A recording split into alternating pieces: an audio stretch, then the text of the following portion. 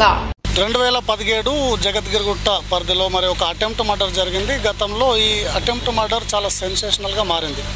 దానికి సంబంధించి మరి అక్యూజ్డ్ మరి ఎవరైతే అటాక్ చేశారో ఒక ఆర్టీ యాక్టివిస్ట్ మధుబాబు గారి పైన మెయిన్ అక్యూజ్డ్ ఉన్నారు. ఆయన మనతో ఉన్నారు. ఆయన మరి నిన్నటికి మొన్న గవర్నర్ గారి కార్యాలయంకి వెళ్ళి రాజ్భవన్కి వెళ్ళి ప్రధాన నిందితులు ఎవరైతే ఉన్నారో తనకు సుపారీ మాట్లాడి ఆయన మర్డర్ చేయమని చెప్పి ప్రోత్సహించారో వాళ్ళని వదిలిపెట్టారు.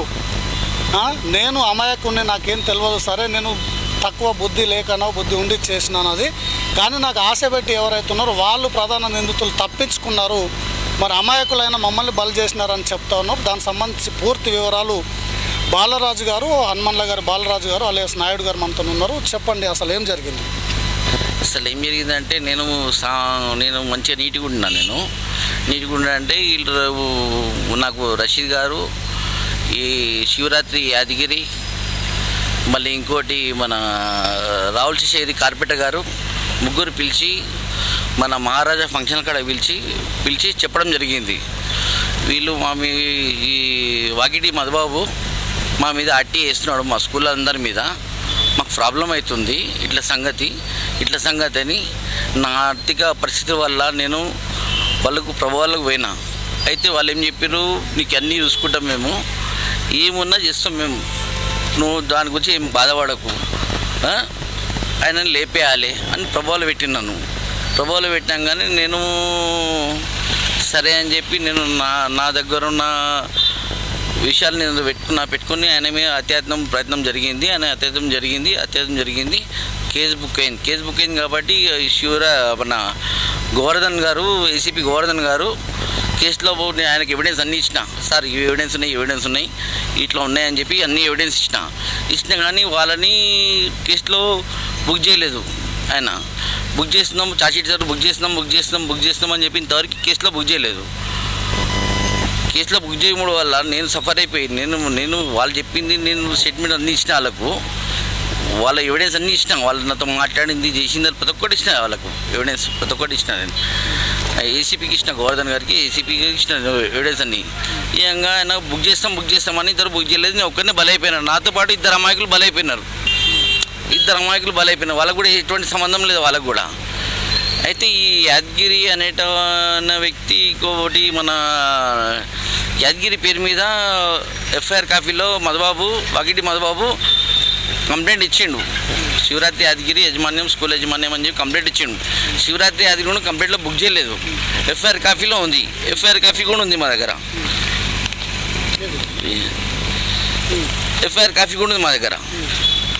ఎఫ్ఐఆర్ కాపీలో కూడా బుక్ చేయలేదు.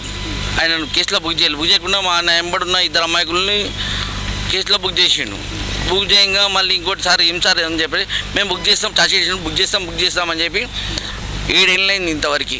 వాళ్ళలో మా కేసులో ఉన్న ఒక అమాయకుడు బలైపోయినాడు. ఈ టెన్షన్లో ఈ అమాయకుడు బలైపోయిండు. మళ్ళీ ఏంది సార్ అంటే మళ్ళీ కూడా ఏం మాట్లాడలేదు. నాకు ఏం అర్థం కాక నేను గవర్నర్ దగ్గరికి పోయి పెద్ద వాళ్ళు చేయి ఉంది ఇలా నాతో మాట్లాడిన వాళ్ళందరూ, నాకు ఆఫర్ ఇచ్చిన వాళ్ళందరూ మహారాజా గడిలో కూర్చోబెట్టి ఆఫర్ ఇచ్చినారు. ఎవరు? రావుల శేషగిరి యాదగిరి, శివరాత్రి యాదగిరి, మన రషీదు, ఇప్పుడు present Congress government Rasheed, corporator Ravula Seshagiri. అయితే వీళ్ళు ముగ్గురు తీసుకుపోయి మహారాజా గడిలో కూర్చోబెట్టి ఇట్లా సంగతి అని చెప్తే ఆ ప్రభావాలకు పోయి నేను చినికి ఆవేశంలో చేయడం జరిగింది. అయితే వీళ్ళను కేసులో బుక్ చేయలేదు, నేను ఎవిడెన్స్ మొత్తం ఇచ్చిన వాళ్ళకు. అంటే మీరు ఒప్పుకుంటున్నారా వాస్తవానికి నేను చేసింది కూడా తప్పే అని? నేను చేసింది ఒప్పుకున్నాను, నేను చేసిన తప్పు ఒప్పుకున్నాను. నేను వాళ్ళను కేసులో బుక్ చేస్తాను, నేను ఎవిడెన్స్ మొత్తం ఇచ్చిన. వాళ్ళు ఎంత మీకు సుపారీ మాట్లాడారు అంటే ఇప్పుడు వాళ్ళకి అసలు అవసరం ఏముంది? ఇప్పుడు కార్పొరేటర్ రావుల శేషగిరి గారికి కానివ్వండి, సయ్యద్ రషీద్ గారికి కానివ్వండి, అండ్ శివరాత్రి యాదగిరి గారికి కానివ్వండి, అసలు ఏం ఉద్దేశం మీతోని ఇది అంతా మాట్లాడడానికి ఏం అవసరం ఉండొచ్చు? అయితే రావుల శేషగిరి వాళ్ళ అన్న వరప్రసాద్ గారు ఉన్నారు, ఆయన మీద ఆర్టీఐ వేసిండంట. ఆయన ఎవరు? మధుబాబు వేసిండంట. ప్రాబ్లం అవుతుందని చెప్పాను. ఎవరు? రావుల శేఖర్ చెప్పి ప్రాబ్లం అవుతుంది, చాలా ఇబ్బందికరం విషయం అని చెప్పి అన్నాడు. అన్న తర్వాత మళ్ళీ శివరాత్రి యాదగిరి ఉండగా శివరాత్రి యాదగిరి వాళ్ళ డిగ్రీ సర్టిఫికేట్ ఉండాలంట. వాళ్ళ భార్య పేరు మీద డిగ్రీ సర్టిఫికేట్ లేదండి. మున్సిపల్ మన ఈ స్కూల్ ప్రిన్సిపాల్కి స్కూల్ డిగ్రీ సర్టిఫికేట్ ఉండాలంట. ఆ డిగ్రీ సర్టిఫికేట్ లేదని టైం లేదు, ఆర్టీఐకి సమాధానం చెప్పాలి, తొందర టైం అయిపోతుందని చెప్పి నన్ను ప్రభువాలు చేసి నన్ను ఇట్లా మధుబాబు అడిగిండు, ఆర్టీ చేసిండు. చెప్పడం టైం అయిపోతుంది, తొందరగా అంటే నేను ఆవేశపడి చిన్న ఆవేశంలో పడి తప్పు చేసిన, నా వాళ్ళు తప్పు జరిగింది, నేను దాన్ని ఒప్పుకుంటున్నాను. నేను వాస్తవంగా చేయించింది వాళ్ళే. నా దగ్గర ప్రత్యేక ఎవిడెన్స్ ఉన్నాయి. ఏసీపీ కూడా ఇచ్చిన, నేను ఆల్రెడీ ఏసీపీ మీద కూడా కంప్లైంట్ ఇచ్చినాను. నేను గవర్నర్ గారు కంప్లైంట్ ఇచ్చిన, ఏసీపీ గారి మీద పూర్తి దర్యాప్తు చేయలే అయినా నన్ను అమాయకులు ఇద్దరిని, నాతో పాటు ఇద్దరు అమాయకుల్ని, వాళ్ళిద్దరు ఇంకా మీతో పాటు ఉన్నారు కదా, ఇద్దరిని చేశారు కదా, వాళ్ళ అమాయకులు అని ఎట్లా చెప్తా అంటే ఎట్లా? వాళ్ళకి ఎటువంటి సంబంధం లేదు వాళ్ళకి. ఈయనకు ఏసీపీ గారికి ఎంతసేపు ఇంకో ఇద్దరు ఉండాలని ఆలోచనతో పెట్టిన తప్ప ఏం లేదు. వాంటీలు పెట్టిన తప్ప వాళ్ళకి ఏం లేదు. ఈ ముఖ్య కేసులో సెన్సేషనల్ కేసు కాబట్టి ఉండాలి అన్నట్టు పెట్టిన ఆయన, అంతే తప్ప ఎంత ఇరికియాలి, ఇద్దరు తోడు ఉండాలి అన్నట్టు ఎటువంటి సంబంధం లేదు వాళ్ళకు కూడా. పాపం వాళ్ళకు అందులో ఒక ఆయన చనిపోయింది కూడా, ఆయనకి కోర్టు తెలియదు, జైలు తెలియదు. పాపం ఆయన కూడా చనిపోయింది, ఒక ఆయన చనిపోయిండు, ఒక ఆయనతో ఉన్నాడు. కాకపోతే అంటే ఈ సమస్య ఏంటంటే, నా బాధ ఏంటంటే వీళ్ళు కూడా నేను చేసిన తప్పుకి వీళ్ళు కూడా అనుభవించాలి. ఇప్పుడు నేను చేసిన తప్పుకు వీళ్ళు కూడా నాతో పాటు రావాలి, ఎఫ్ఐఆర్ వాళ్ళని కూడా బుక్ చేయాలి. నాకు ఏసీపీ గోవర్ధన్ రెడ్డి మోసం చేసిండు, పంపిస్తా అని చెప్పి మోసం చేసిండు. వాళ్ళు ఎఫ్ఐఆర్ బుక్ ఎఫ్ఐఆర్ అయిపోయింది, ఆల్రెడీ కేసు టల్ నడుస్తుంది.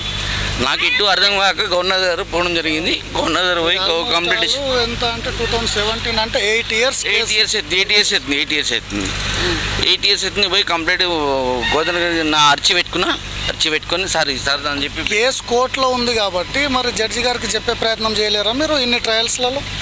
జడ్జి గారికి చెప్పే ప్రయత్నం, ఇది కోర్టు విషయం కాబట్టి మనం జడ్జి గారు డైరెక్ట్ మాట్లాడలేము. మనం ఒక అడ్వకేటు ఇట్లా మాట్లాడాల్సి అయితే ఏంటంటే గవర్నర్ దృష్టికి సార్ ఇట్లా ప్రాబ్లం జరిగింది అని చెప్పి నేను అర్చి పెట్టుకుంటే ఆయన ఏం నిర్ణయం తీసుకుంటాడో ఆయన డిపార్ట్మెంట్ పంపిస్తాడు. డిపార్ట్మెంట్ తర్వాత మనం ఏం చెప్పాలో అది చెప్తాం. ఇప్పుడు వాళ్ళు కూడా చెప్తారు కదా సార్ ఏం సంగతి అనేది, దాన్ని బట్టి నేను కూడా తర్వాత రిప్లై ఇస్తాను. నేను మొత్తం మీద వాస్తవంగా ఎవరైతే మరి ప్రేరేపించారో, ఎవరైతే డబ్బులు ఆశ చూపించి ఒక వ్యక్తిని, ఆయన సోషల్ యాక్టివిస్ట్ కావచ్చు, ఆయన ఏ రాజకీయ నాయకుడు కావచ్చు, ఆయన ఏదన్నా కావచ్చు, ఒక వ్యక్తిని, ఒక కామన్ మ్యాన్ కావచ్చు, ఆయనను అంతమొందించాలనేది తప్పు. అంటే ఒక ప్రాణం తీయడం అనేది ఎక్కడ కూడా ఎవరి హక్కు లేదు. కాబట్టి ఆయన ఎవరైతే ఆ అటెంప్ట్ చేశారో ఆయన కూడా రియలైజ్ అయ్యారు నేను చేసిన తప్పు, కాకపోతే నన్ను ప్రలోభ పెట్టిన వాళ్ళకి ఖచ్చితంగా శిక్ష పడాలని కోరుకుంటున్నారు. ఇదే సమయంలో మరి ఏసీపీ గారికి కూడా గతంలో గోవర్ధన్ గారికి అన్ని ఎవిడెన్స్లు కూడా నేను ఇచ్చాను. నాకు మా వారికి మధ్యలో జరిగిన సంభాషణలు, ట్రాన్సాక్షన్లు ఏది ఉంటే అది అన్నీ నేను ఎవిడెన్స్లు కూడా ఇచ్చాను. ఇచ్చినా కూడా వాళ్ళ రాజకీయ పలుకుబడి మరి కారణమా, వీళ్ళను పట్టించుకోకపోవడానికి కారణం ఇంకేదైనా డబ్బు కారణమై ఉంటుందా అనేది కూడా ఈ ప్రజలు చేయాలి. అట్లనే మీకు ఈ విషయానికి ఒక ట్రాన్సాక్షన్కి ఎంత ఒప్పందం కుదిరింది అప్పట్లో? ఒప్పందం ఏం లేదు, ఒక మాట లైఫ్ చార్జ్ చేస్తాం నేను అని చెప్పి అనడం జరిగింది. నేను అతను నా చిన్న పిల్లాడు, మా కొడుకు ఒక 1 year 7-8 months ఉంటాడు మా పిల్లాడు. ఆ మూమెంట్లో చేయడం జరిగింది. ఆర్థిక పరిస్థితులు అట్లున్నాయి, ప్రభావాలు పెట్టింది. ఇట్లా మిమ్మల్ని ఎంచుకోవడానికి కారణం ఏంది అంటే వేరే వాళ్ళకి కూడా చెప్పొచ్చు కదా. అంటే రషీద్ గారికి మన పాత చరిత్ర ఉందా? పాత చరిత్ర చీట్ కానీ చీట్ ఏం లేదండి, నాది పాత చరిత్ర ఉంది. నేను నా మీద 2 మర్డర్ కేసులు ఉన్నాయి. అప్పుడు కూడా ఇట్లనే చేసి ఉండొచ్చా? ఏదన్నా లేదండి, నేనేం ఎటువంటి దాంట్లో ఇన్వాల్వ్మెంట్ ఏం లేను. కేసులు బుక్ అయి ఉన్నా, కేసులన్నీ క్లోజ్ అయినాయి. నాకు ఎటువంటి సంబంధం లేదు. మామూలుగా యాక్టివిటీ తిరుగుతా అని చెప్పి అంతే ఒక పేరు వచ్చింది, బాలరాజు ఇట్లా పలానోడు అని చెప్పి పేరు వచ్చింది. నన్ను వీళ్ళు వచ్చి అటాచ్ చేయరు. వీళ్ళు వచ్చి అటాచ్ ఇంకోటి రషీద్ గారు కూడా చిన్నప్పటి నుంచి గుర్తుపడతారు, రాహుల్ శశి గారు కూడా చిన్నప్పటి నుంచి గుర్తుపడతారు నన్ను. మరి వీళ్ళు చిన్నప్పటి నుంచి గుర్తుపట్టిన వాళ్ళు మిమ్మల్ని బలి చేద్దామని ఎట్లా అనుకున్నారు? నాకు టాలెంట్ మార్కెట్లో మంచి ఇది ఉంది, ఏమన్నా చేయగలుగుతాడు అన్నది దానికి వచ్చింది. అయితే చాలా మంది దగ్గరికి వెళ్ళేళ్ళు. అట్లా మీ ఉద్దేశంలో మధుబాబు గారు మంచోళ్ళ? మధుబాబు గారు వాస్తవంగా చెప్పాలంటే మంచోళ్ళ చెడ్డోళ్ళని మనం చెప్పలేము, కానీ నేను చేసిందే తప్పు, అది చేయొద్దు. ఆయన ఏం చేసిండు, ఆయన ఏం ఆర్టీఐ సమాచారం పెట్టుకున్నాడు, ఏమి ఆయన అవసరం లేదు నాకు అవసరం లేదు. ఆయన గురించి మనం మాట్లాడే అవసరం లేదు. ఆయన వీళ్ళు ప్రభావాలు పెట్టే వారికి మనం చేయడం జరిగింది అంతే తప్ప ఏం లేదన్న. ఇప్పుడు మీరు ఏమనుకుంటున్నారు, ఇది ఒక సెన్సేషనల్ కేసు, ఒక అటెంప్ట్ ఆల్మోస్ట్ ఆల్ ఆయన ఒక యమధర్మరాజు దగ్గరికి పోయి బయటకు కాబట్టి అప్పట్లో ఆయన హాస్పిటల్లో ఉన్నప్పుడు ఆయన ఒక వాంగ్మూలం కూడా ఇచ్చాను, ఒక సోషల్ మీడియా వేదికగా ఆయన ఒక వీడియో రిలీజ్ చేయడం జరిగింది. దాంట్లో కూడా శివరాత్రి యాదగిరి గారి పేరు ప్రస్తావించడం జరిగింది ఆయన.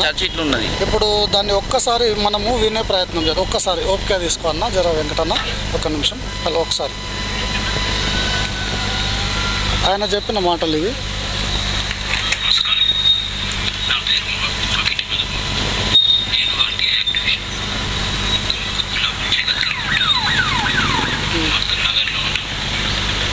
సరే, ఇది నేను ప్రత్యేకంగా మీకు వినిపించే ప్రయత్నం చేస్తాను, వీలైతే వీడియో కూడా ప్లే చేస్తాను.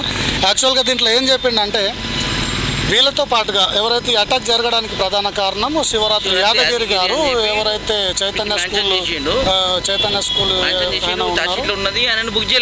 ఆయన ఎవరైతే శివరాత్రి యాదగిరి ఉన్నారో ఆయనతో పాటు కొందరు పోలీసులు కూడా, కొందరు పోలీసులు అని కూడా ఇక్కడ చెప్పడం జరిగింది వీడియోలో. ఆయన ఎప్పుడు ఈ చేతులకు మొత్తం పట్టీలు కట్టుకొని ఆయన హాస్పిటల్లో చికిత్స పొందుతున్నారు కదా. ఇంత ఎవిడెన్స్లు ఉండి కూడా పోలీసులు ఈ పేరును మరి కనీసం ఛార్జ్ షీట్లో మెన్షన్ చేయడం, మెన్షన్ చేయాలి ఛార్జ్ షీట్లో మెన్షన్ చేయలే వాళ్ళు.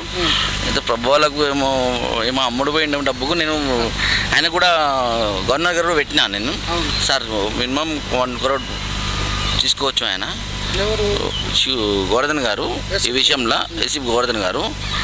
ఎవరి నుంచి తీసుకోవచ్చు? వీళ్ళ స్కూల్ అసోసియేషన్ వాళ్ళ దగ్గర అందరు తీసుకోవచ్చు. వీళ్ళ స్కూల్ అసోసియేషన్ అందరి దగ్గర ఆయన యాక్ట్ చేసింది కాబట్టి ఎవరైతే ఈయన ఉన్నాడో రావుల శేషగిరి వాళ్ళ ప్రసాద్ రావు గారు వాళ్ళ బ్రదర్ స్కూల్కి వేసిండు. ఈయన యాదగిరి కూడా వేసిండు కాబట్టి యాదగిరి వాళ్ళ స్కూల్ కూడా ఆర్టీఐలో చేస్తే స్కూల్ బంద్ అయిపోతుందంట. కాకపోతే తొందరగానే ఎంబడిపడి ఫోన్లు చేసి నన్ను ప్రభావాలు పెట్టిన సంగతి ప్రభావాలు పెట్టినాను.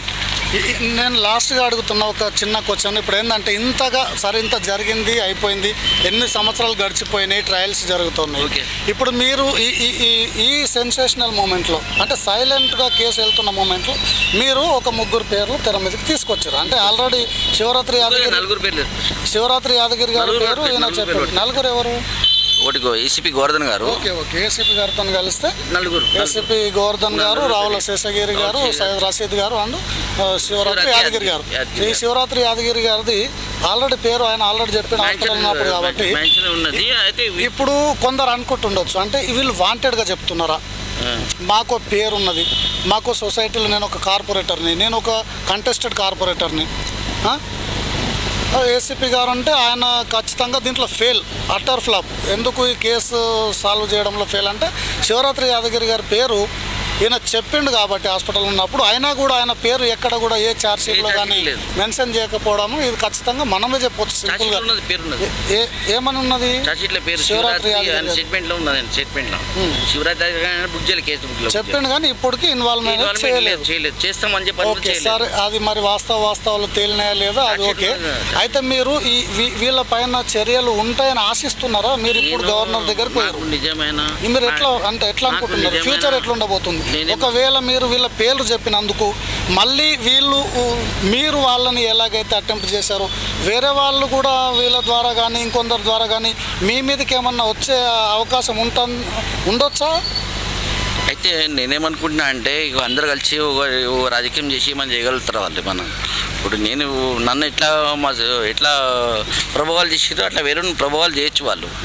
కాకపోతే ఏంటంటే న్యాయంగా ఏంటంటే నాకు వద్దు, నాకు దేవుడి దేవాల నాకున్న షీట్ గిట్ట అంతా పోయింది, అంత షీట్ పోయింది. నాకు ఇట్లాంటి అవసరమే లేదు, నాకు చేయాలని అప్పుడు నాకు చేయాలని అవసరమే లేదు. నాకు న్యాయంగా గవర్నర్ దగ్గర పోయినా న్యాయం జరుగుతుందని చెప్పి నేను న్యాయం జరుగుతుందని పోయినా. ఆయన దగ్గర ప్రతి ఒక్కటి అర్చి పెట్టినా, ప్రతి ఒక్కటి ఇది సంగతి అని ప్రతి ఒక్కటి అర్చి పెట్టి సార్ న్యాయంగా ఏం జరుగుతుందో వాళ్ళు నాకు ప్రభావాలు పెట్టిన వాళ్ళు ప్రతి ఒక్కరి కేసులో పెట్టాలి అని చెప్పి పెట్టినా. దాన్ని బట్టి నాకు న్యాయం జరుగుతుందని చెప్పి నేను కొడుతున్నా. రేవంత్ రెడ్డి గారి నాయకత్వంలో అన్నీ మంచి జరుగుతాయని చెప్పి అన్నాను. ఎందుకంటే ఇంతకుముందు నాకు సీట్ ఉండి 2003లో సీట్ ఓపెన్ అయింది నాకు. ఇంతవరకు సీట్ తీయలే. మొన్న సీట్ తీసేసారు. మొన్న 22 సంవత్సరాలు మొన్న సీట్ తీసేసారు మొన్న కాంగ్రెస్ గవర్నమెంట్లో. మేము మంచి బతుకుదామని ఆలోచనతో, ఎటువంటి ఇబ్బంది లేకుండా మంచి బతుకుదామని ఆలోచనతో మనం ఉన్నాం. కాకపోతే నాకు ఇవన్నీ పంచాయతీ చెప్పి నేను గవర్నర్ అర్చిపెట్టిన. పెద్ద పెద్ద రాజకీయ నాయకులు ఉన్నారు కాబట్టి వాళ్ళు ఏమైనా చేయగలుగుతారు. ఇక వాళ్ళు ఏమైనా చేయగలుగుతారంటే దానికి మనం ఏం చేయలేము. కానీ ట్రాన్స్పరెంట్గా ఏదైతే ఒక కేసు ఎఫ్ఐఆర్ బుక్ అయింది, ఈ ఎవిడెన్సులు ఇచ్చినామని చెప్తా ఉన్నారు, అన్నీ కూడా స్మాష్ అయినాయి అంటున్నారు. మరి ఇప్పుడైనా గవర్నర్ గారి మరి వాళ్ళు అర్జీ పెట్టుకున్నారు గవర్నర్ గారికి, ట్రాన్స్పరెంట్గా కేసు అనేది జరగాలి, ఎవరైతే ఖచ్చితంగా మమ్మల్ని ప్రలోభ పెట్టారో వాళ్ళని కూడా ఇంక్లూడ్ చేయాలి అని పెట్టారు. కాబట్టి ఒకవేళ ఖచ్చితంగా వీళ్ళు ఏమన్నా ఎవరైనా బాధ్యులు ఖచ్చితంగా ఎవిడెన్స్లు ఏమన్నా తేలితే అందరినీ కూడా ఈ క్రైమ్కి సంబంధించి ఇన్వాల్వ్ చేసి ట్రాన్స్పరెంట్గా న్యాయం జరిపించాలని మనం కూడా కోరుకుంటున్నాను. నేను మీ నర్సింహులు ఎల్లంపల్లి, నవతేజ్ టీవీ, హైదరాబాద్ నుంచి.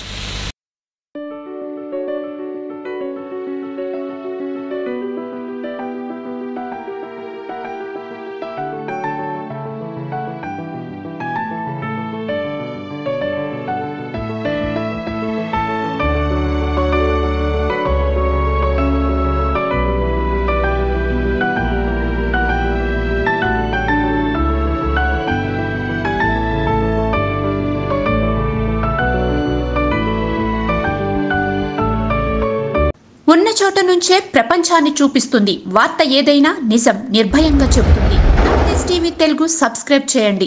ప్రతి వార్త కోసం బెల్ ఐకాన్ నొక్కండి.